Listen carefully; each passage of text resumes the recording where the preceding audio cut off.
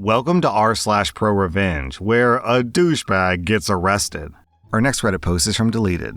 In the mid-2000s, my friends and I would frequent a small billiards place in a neighboring town where you could rent a table by the hour or play per game. We'd play a few games, watch whatever sports were on the TV, and have casual conversations. There were no problems and no drama until about 3 months of us visiting this place. A guy shows up and takes our spot at the billiards table, but no big deal. We were all just chatting anyways. 20 minutes later, my friend lets this guy know that we want to play the next game, and this jerk is super dismissive.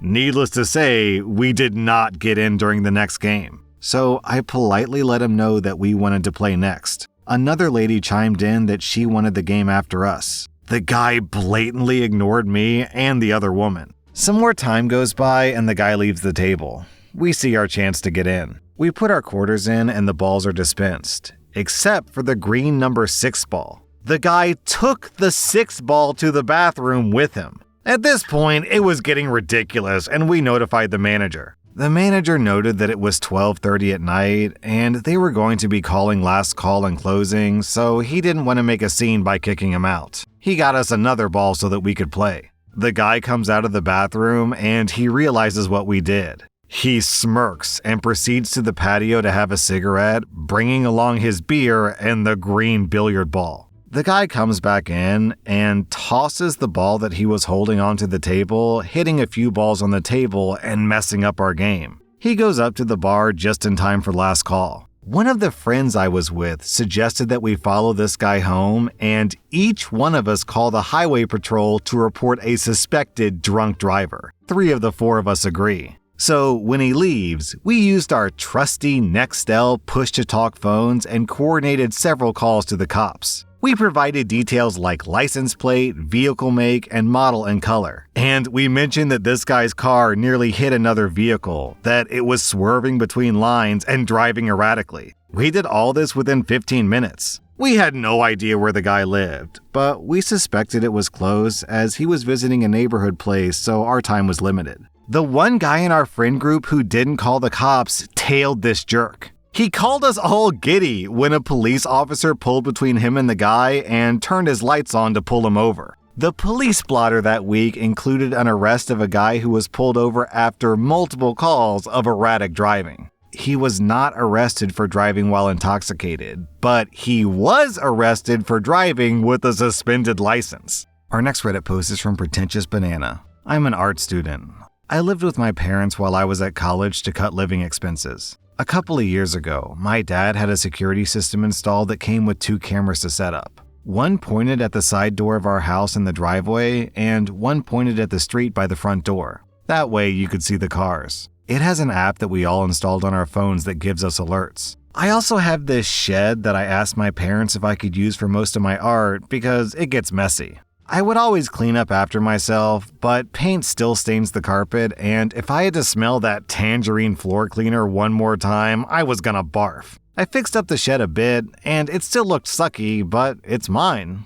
It took about 2 weeks to set up. We also had a problem of people going through cars. A lot, like ridiculously often. I had a terrible Ford Tempo that I never kept anything important in, so I didn't care. So I'm a student of the visual communication program in my local college. My professor had given us our term assignment, which was basic but fun. Pick a piece that was in the textbook and either write a 10-page essay on it or do a recreation with a 2-page blurb of how you copied the techniques and yada yada. I was stoked because Van Gogh was in there, and I wanted to do a piece called Cafe Terrace, which is a gorgeous piece. I put a lot of time and effort into this thing, and smoked a lot of weed while doing it, haha. But one night, my phone gives me an alert from our security system while I'm at a small party, and I see a blurry image of 3 teenagers running past my side door. I think it's odd, but I wasn't home to check it out immediately. When I get back, I see the door to my car ajar, and I roll my eyes because it's annoying but not new.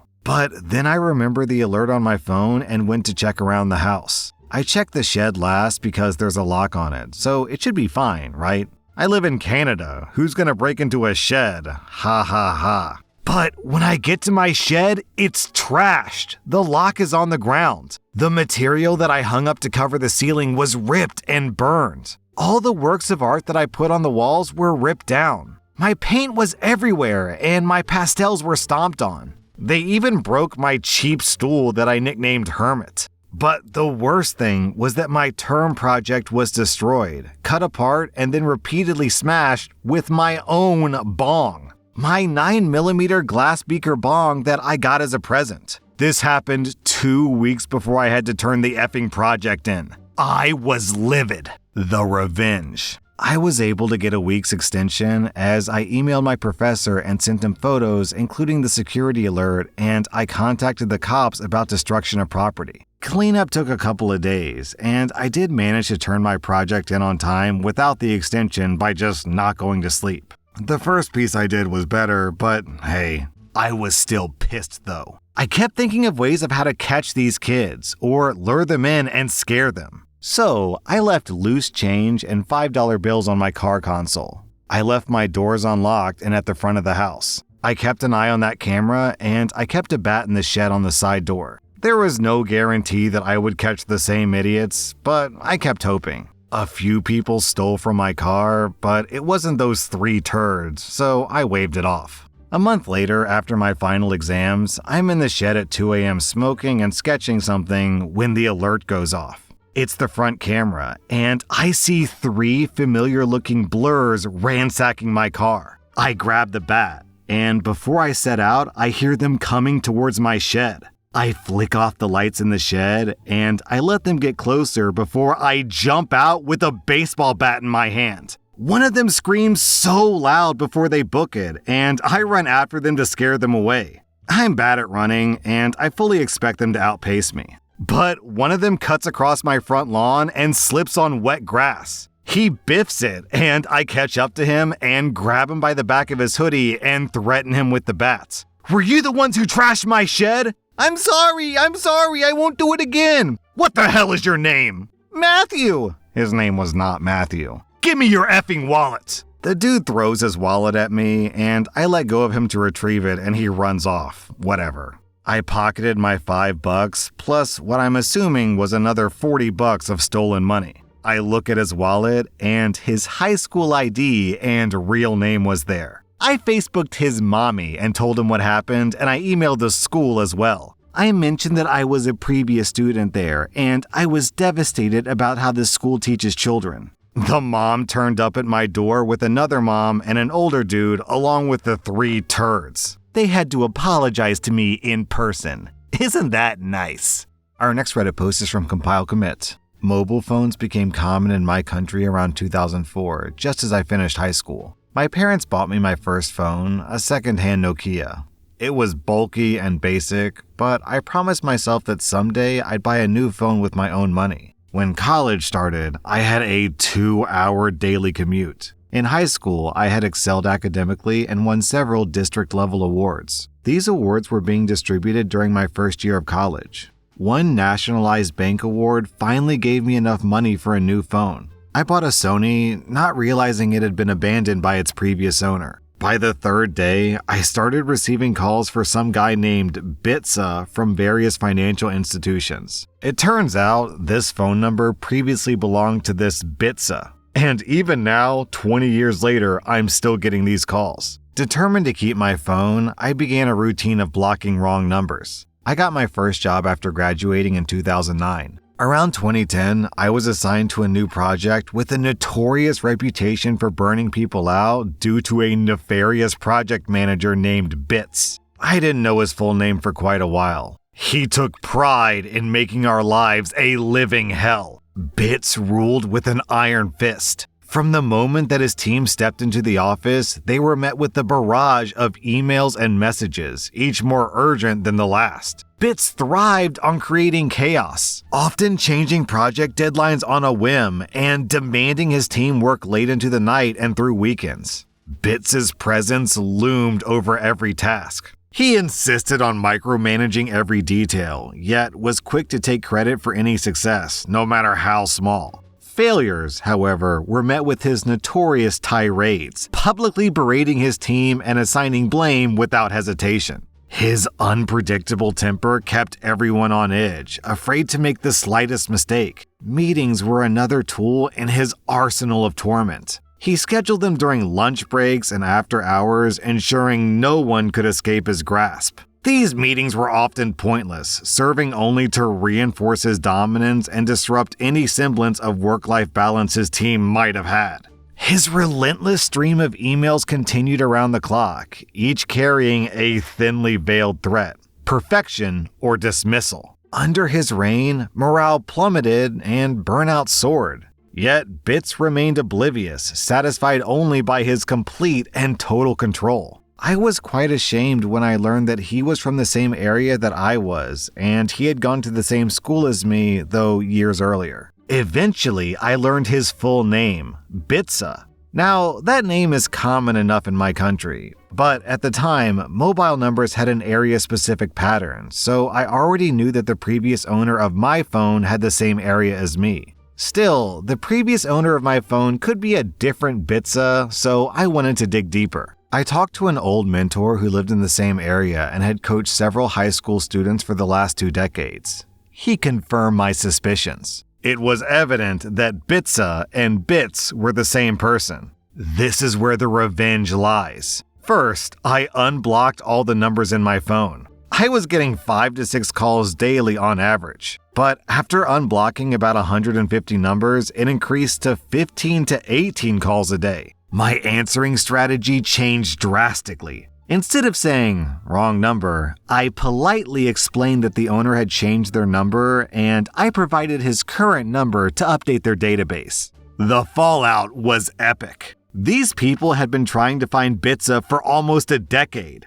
Banks had sold his debts to companies that harass people for a living to get their money back. It turns out he had been taking out loans in other people's names. His wife, his parents, his uncles, his aunts. And he gave all the loan officers the same phone number, mine. He was evading credit card debt and loans upwards of $200,000 US. Apparently, he had almost 20 cases filed against him, but no one could find him. That's probably why he thought that he could walk on water. There are multiple versions of what happened at the office when his manager started to get calls about him. He was let go about 2 months later, and I haven't heard from him since. Our next Reddit post is from 2016 Christmas. My wife and I decided to go to Southern California for the holidays. We found ourselves a nice resort and checked in. All was well, until we noticed that the walls in our room were very thin. As we entered our room, we could hear our next-door neighbor talking and having an argument with his girlfriend.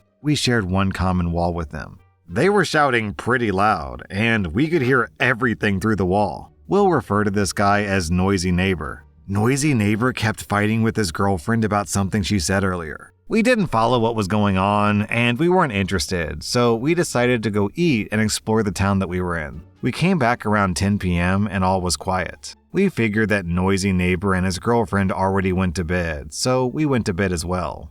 Turns out, he was out. Noisy Neighbor and his girlfriend came back at midnight laughing really loudly. Loud to the point that we could hear them and hear their entire conversation. Looks like they made up after fighting that morning. We hear the girlfriend say that she's hungry, and Noisy Neighbor calls for pizza delivery. It was then that we heard Noisy Neighbor's name, phone number, and credit card info. Not that we would do anything with it. They kept chatting and laughing, and we could hear every bit of conversation through the thin walls. My wife and I tried earplugs, radio, and everything we could think of to drown out the noise. We were hoping that they would eventually turn in for the night and that there would be some peace and quiet. Yet, Noisy Neighbor was full of energy and boyish laughter. Finally, at 2 a.m., we decided to call the concierge and let the resort security deal with it. The resort that we stayed at was meant for mindfulness and meditation, so it did enforce some quiet hours. Security called them up and told them they were too loud and to keep their voices down. This did the trick for some time and we fell asleep, only to be woken up again around 5 a.m. to some really loud, passionate hugging. Like moaning and screaming from the girlfriend. After they were done with their business, they washed up and just kept talking. Laying there in bed, I heard all about Noisy Neighbor's job, where he was from, where he grew up, his political views, and so on. Finally, at 6 a.m. or so, we called up the front desk again. This time, security actually came and knocked on their door to tell them to keep their voices down, as it was still officially quiet hours. Noisy Neighbor and his girlfriend were furious that they could be disturbed when they were just having fun and having a good time. They claimed that they weren't loud at all, and why can't they just have some fun? They threatened to leave poor reviews for the resort and made sure that all their friends would hear about this as well. Security took all that in, gave them their warning, and left. After security left, Noisy Neighbor and his girlfriend started talking trash about my wife and me through the wall, knowing that we could hear it. Stuff like, "Our neighbors are such a-holes," probably a racial slur. "What's wrong with making love with my girlfriend, huh? Too loud for you pussies?" And just deliberately talked to his girlfriend in a really loud voice, talking about how great the intercourse was and how she was going to scream and moan louder next time. I was frustrated at this time, with very little sleep.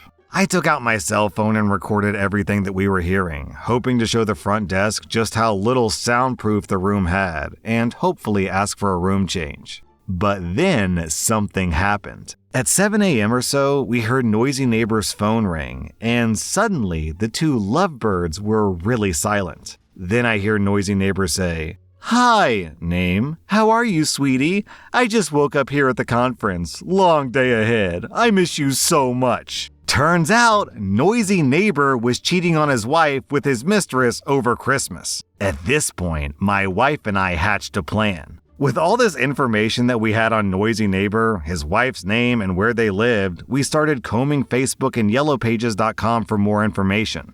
Lo and behold, we found what Noisy Neighbor looked like, an old man in his 50s, and his wife. All the information matched up with what he had been talking about all night, plus his zip code when he ordered pizza. A bit more digging, and we found where Noisy Neighbor's wife worked and her email address. A simple Outlook.com email address later, I compressed the recording I had and sent it to Noisy Neighbor's wife. The best part is that the recording contained Noisy Neighbor's wife's phone call to Noisy Neighbor.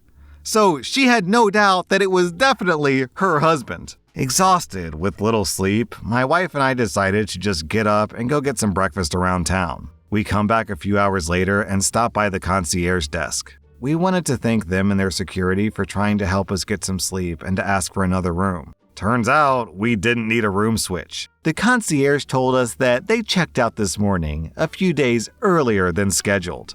The concierge mentioned something about an urgent family concern that Noisy Neighbor had to attend to. Looks like our plan worked much better than we had hoped for. The rest of our stay at the resort was quiet and uneventful. No one else checked into that room. I did show the front desk parts of my recording just so they knew that they needed to work on soundproofing their rooms in the future. That was rSlash/Prorevenge, and if you like this content, check out my podcast where I publish the exact same episodes. Also, hit that subscribe button because I put out new Reddit videos every single day.